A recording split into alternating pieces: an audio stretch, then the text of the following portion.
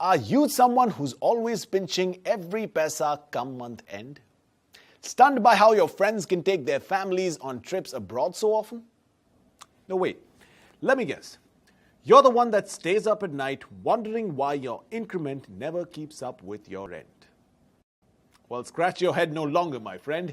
Your wondering days are over. Because we are going to teach you one of the best ways on how to become wealthy. Now, whether you're dreaming of a big fat Indian wedding, a dream house by the bay, or whether you want to send your kids to the best schools in the world, you'll learn everything about creating long-term wealth through equity mutual funds in this course.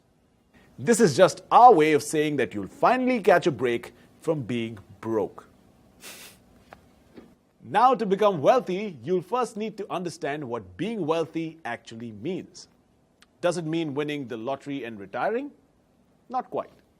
Let's take a closer look at that jet-setting friend we all have. Let's call him Richie. Here he is posing in front of a new holiday home he recently bought. And then there's Sandeep jealously stalking him online. And that's not the only difference between Richie and Sandeep, by the way.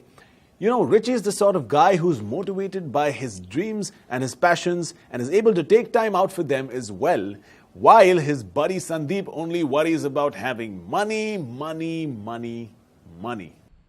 And while Sandeep lives solely off his paycheck, Richie invests in income-producing assets.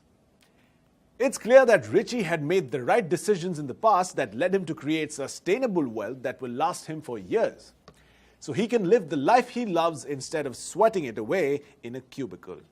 But Sandeep, on the other hand, spends a big chunk of his salary on things he doesn't really need. So instead of creating wealth, he's only creating a big hole in his pocket. You see, what Sandeep doesn't know is that being wealthy doesn't mean how much money you can make per month. It actually means that you can sustain the life that you truly desire without having to work for money on a daily basis. It means that all your goals can be taken care of and you still have time to do the things you really enjoy. To put it in even simpler terms, being wealthy actually means being financially free. The wealthy never worry about their next paycheck. But the ones who aren't wealthy keep their eyes fixed on the calendar, stressed about the days on which their EMIs are due. Someone famous once said, "Wealth is the ability to fully experience life." So can you guess how much of India's wealth is possessed by India's wealthy? As you can see here, in the year 2000, India's richest 10% held nearly 65% of India's wealth.